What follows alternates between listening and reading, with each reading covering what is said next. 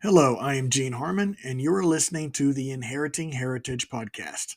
This episode will lay more groundwork with a brief overview of Tilden's principles.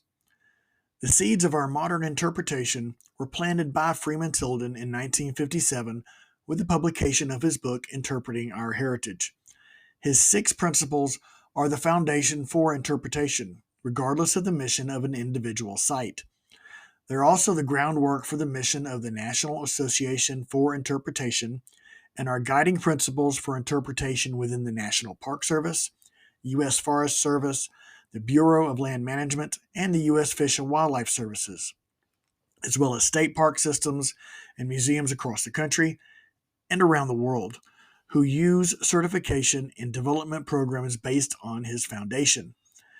Now, interpretation existed prior to Freeman Tilden, but it was included under the umbrella of conservation. It was prevalent in the works of people like John Muir, Aldo Leopold, Adolph Murie, Olaus Murie and his wife Margaret, Henry David Thoreau, Rachel Carson, John James Audubon, Enos Mills, and even Theodore Roosevelt. These are just a few of the more well-known individuals. If you are not aware of their conservation efforts, take some time to discover their impact and the influence of many others not listed here. But it was not until Tilden's groundbreaking book that interpretation was viewed as a separate entity to complement conservation and preservation. A few of the writers who have expanded on his principles in detail are Larry Beck, Ted Cable, and Sam Ham. However, his principles remain the basis for interpretive work. In his book, Tilden says, quote, "Thousands of naturalists, historians, archaeologists, and other specialists are engaged in the work of revealing, to such visitors as desire the service, something of the beauty and wonder, the inspiration and spiritual meaning that lie behind what the visitor can, with his senses, perceive. This function of the custodians of our treasures is called interpretation." End quote. His definition of interpretation is as follows, quote, "An educational activity which aims to reveal meanings and relationships through the use of original objects, by first-hand experience, and by illustrative media, rather than simply to communicate factual information." End quote. He continues to break it down.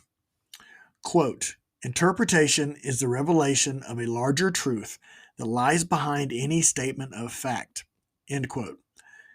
There is more to a specific site than its natural, cultural, or historical resources. There is relevance which, when presented correctly, connects the guest to different aspects of the resources. This connection creates an attitude of caring for the resource and a desire for its preservation. Tilden also wrote, quote, "Interpretation should capitalize mere curiosity for the enrichment of the human mind and spirit. Guests visit a site because of an inherent interest in either the place itself or in how it outwardly presents itself. They are curious to see and to say that they have seen. Interpretation capitalizes on this curiosity, presenting themes and ideas in ways which open eyes and or encourage the guest to think in ways outside the norm, outside of the box. In doing so, it enriches their mind and creates not just some place they visited, but a place they experienced, a place they will want to experience again and again. If this occurs, there is no doubt they will spread the word." Now, Tilden was the first to analyze and sum up the principles for interpretation in the National Park Service. And while his book was written with this in mind, it has become the textbook upon which to base any interpretation. He provided the guidelines, but understood going into more detail is not necessary, for it is the interpreter who will use them to craft their delivery to match their own style. The principles are specific and yet broad enough to have application across the wide spectrum of resources where interpretation is implemented. He recognized this new methodology was open-ended and encouraged others to expand upon his work. Now, let's take a brief look at each of his six principles. Principle number one, quote, "Any interpretation that does not somehow relate what is being displayed or described to something within the personality or experience of the visitor will be sterile. End quote.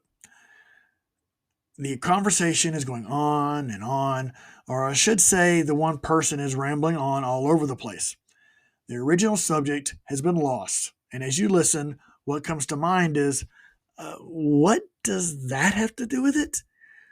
Make your site and your persona relevant to the guests through mental or emotional connections. Without this, the interpretation is stale and ineffective. Period attire may be researched and authentic, but if it is not accompanied by meaningful interpretation, the effort is wasted. It must be made relevant to the guest and the modern world in which we live. In addition, it must be different from what might be considered the same type of program at a similar site. If they can get the same experience someplace closer to home, they will not make the effort to travel to your site. Take advantage of what makes your site different.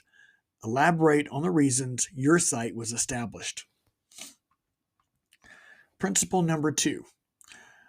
Quote, information as such is not interpretation. Interpretation is revelation based on information, but they are entirely different things. However, all interpretation includes information. End quote. Sounds a little confusing and would probably look like a drawing of a circle if you drew this one out. But think of it this way. An interpreter can spout information all day long, but while informative, this will not add anything to the experience of a guest. I am sure we have all watched a show or movie at some point which included depictions of emergency situations and fighting fire, right? The old TV show Emergency or Third Watch or even the movie Backdraft. Okay, I'm dating myself here. The point is, we have all seen the moment when the fireman opens the nozzle of the hose and the pressurized water streams out onto the flames. Picture that for a moment, because to be honest, this is exactly what some interpreters seem like, a pressurized fire hose. They have spent all this time and research building up a wealth of information, so when a guest asks a question, they start talking, spraying this long stream of information at the guest. Their enthusiasm to share every little thing they know overloads the mind of the guest, often far beyond answering the original question. The result? Very little is retained by the guest.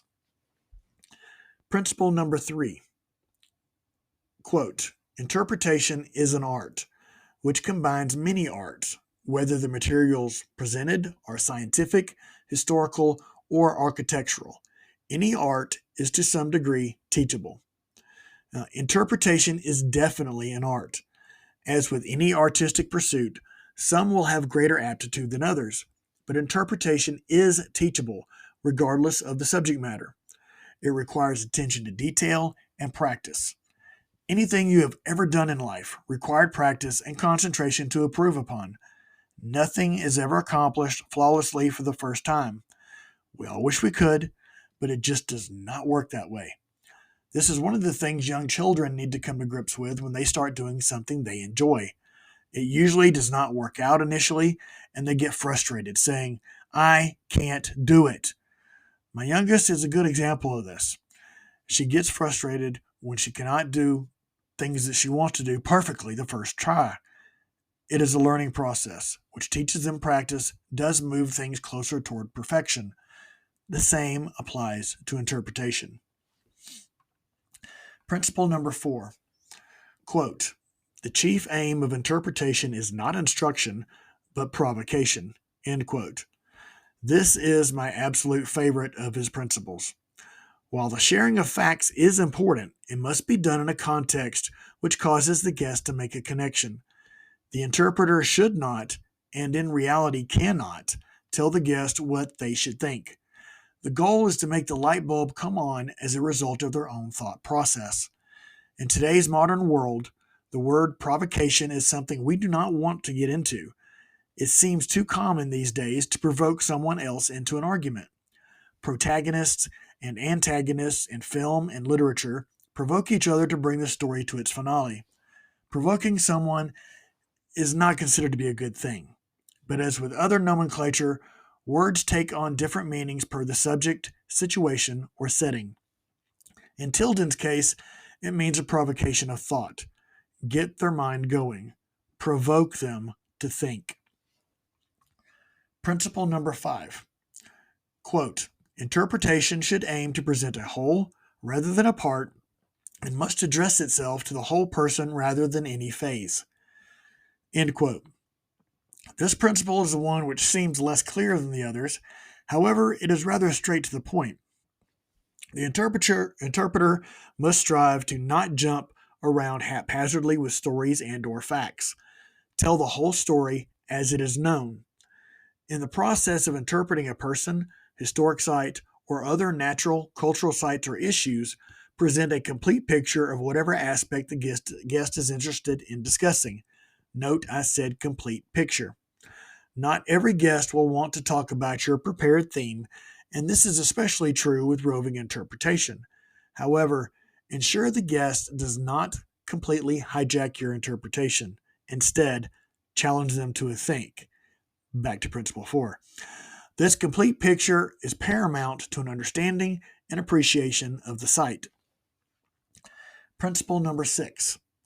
Quote, interpretation addressed to children, say up to the age of 12, should not be a dilution of the presentation to adults, but should follow a fundamentally different approach. To be at its best, it will require a separate program. End quote. Children will not be interested in the same things adults are, nor will they have the same viewpoints. It is a definite change of gears to take how the interpreter usually interacts with adults and change it to reach kids. However, as Tilden states, do not dumb down the same methods. Completely different approaches must be applied using things which will pique their interest. What did kids do in the era portrayed? The area that you're in, that you're talking about, the landscape, the woods, the fields, the mountains, the shores, the beaches, any area you're talking about, any era of history you're talking about. What chores, games, daily life. Children seem to be starting younger and younger to be involved with electronics in some way, and yet children of the past had chores as soon as they could walk. And definitely stay abreast of current trends with kids so opportunities are not missed. It applies to current trends with adults as well, but I was reminded of this by a story of another interpreter in a natural resource setting. They were talking about the assorted sounds of animals and birds within nature when a child asked, "What does the fox say?" At the time, the interpreter had no idea the child was referring to a song. It was a lost opportunity to have a little fun and engage the kids with laughter, something that would have enhanced their experience and made it more memorable. This has been a brief overview of Tilden's 6 principles. Subsequent episodes will go into more detail with each one. If you are in the interpretive field, keep these in mind when creating programs and interacting with your guests. And if it is not already in your personal library, get a copy of Interpreting Our Heritage. If you are not in the field, keep these principles in mind the next time you visit a site and encounter interpreters. In both cases, let me know what you discover. Inheriting Heritage provides interpretive consulting, interpretive training, and heritage interpretive programs. The programs are done in more of an interactive style instead of straight dissemination of information. Consulting ranges from fine-tuning existing programs to development of new ones. It is not era or subject specific, but geared toward the process of interpretation and how it can best be utilized at your site to engage guests. Interpretive training is based on Freeman Tilden's founding principles of interpretation and styled after the methods of the National Association for Interpretation. I have also been approached by members of the sales and marketing fields who are interested in adapting my training to improve the effectiveness of their respective staff. Qualified as a certified interpretive guide with the National Association for Interpretation, Inheriting Heritage LLC has developed and implemented interpretive programs at state parks, national parks, historic sites, and museums. Before I go, I would like to send a huge shout out and thank you to my wife, Amy. She has been a constant source of encouragement, pushing me to chase my dreams and provided invaluable input. This podcast and my interpretive endeavors would not be possible without her support. Thank you for listening, and I hope you will listen next time to the Inheriting Heritage podcast. This podcast was written and produced by me, Gene Harmon, manager of Inheriting Heritage LLC. The music playing in the background is Wild Dew by Audio Result. The opening and closing music is Cantina Rag by Jackson F. Smith. If you have any questions or want to know more, please visit my website at inheritingheritage.com. Whether it is the natural world, our cultural world, or our historic past, it is a heritage which belongs to all of us, a heritage we have inherited together.